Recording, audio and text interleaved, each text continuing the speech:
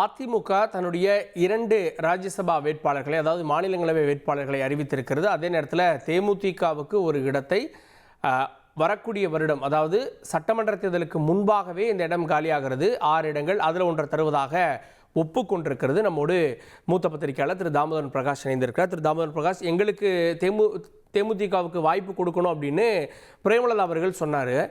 இந்த சூழலில் அந்த வாய்ப்பை அடுத்த வருஷம் தர்றோம் அப்படின்னு அதிமுக ஒப்புக்கொண்டிருக்கிறது, உறுதி அளித்திருக்கிறது. தேமுதிக இப்போ இந்த கூட்டணிக்குள்ளே வருது அப்படின்னு தெரியுது. உங்களுடைய பார்வை என்ன?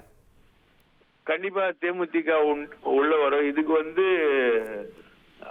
தேமுதிக நன்றி சொல்ல வேண்டியது திமுகவுக்கு தான். ஏன்னா கொடுத்த வாக்குறுதியை காப்பாற்றுவதில்லை அதிமுக என்கிற இமேஜ் உருவாயிடுச்சு. ரைட்டுங்களா? அது அந்த தேமுதிக வழங்கப்படாத அந்த சீட்டு மூலமா அந்த இமேஜ் உருவாயிடுச்சு. அந்த மாதிரி ஒரு இமேஜ் உருவானதுனால அதுக்கு நேரெதிரா திமுக தான் கொடுத்த வாக்கை காப்பாற்றி கமலுக்கு ராஜ்யசபா சீட்டு வழங்கியது.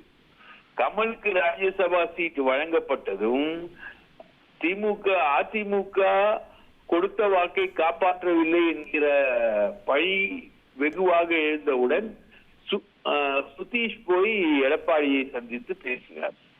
அப்பொழுது அடுத்த முறை நாங்கள் தருகிறோம் என்கிற வாக்குறுதி கொடுக்கப்பட்டுள்ளது. அது தேர்தலுக்கு முன்பே வரக்கூடிய சீட் என்பது எல்லோருக்கும் தெரியும். ஆகவே அடுத்த முறை சுதீஷ் ராஜ்யசபா வேட்பாளராக செல்வார் என்று எதிர்பார்க்கப்படுகிறது. இதற்கு உண்மையில் தேமுதிக நன்றி சொல்ல வேண்டிய இடம் திமுக. ஆனா கடந்த முறை ஒப்புக்கொண்டது திரு அன்புமணி அவர்களுக்கு, அதெல்லாம் கொடுத்தாங்கல்ல. கடந்த தேர்தலில் ஒப்புக்கொண்டது திரு அன்புமணி அவர்களுக்கு, அதை கொடுத்தாங்க. ஒப்புக்கொள்ளப்படாத திரு ஜி.கே. வாசனுக்கு கொடுத்தாங்கல்ல. அப்ப கொடுத்த வாக்குறுதிகளை அதிமுக காப்பாற்றவில்லை அப்படின்றது சரியா இருக்குமா? அது கடந்த முறை. நான் நேற்று சாப்பிட்டேன்னா இன்னைக்கு சாப்பிடணும்ல.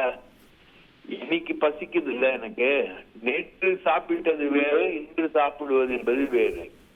இன்று அந்த நிலைக்கு அதிமுக தள்ளப்பட்டது. தேமுதிகவுக்கு சீட்டு இல்லை என்பது போன்ற நிலை உருவானது.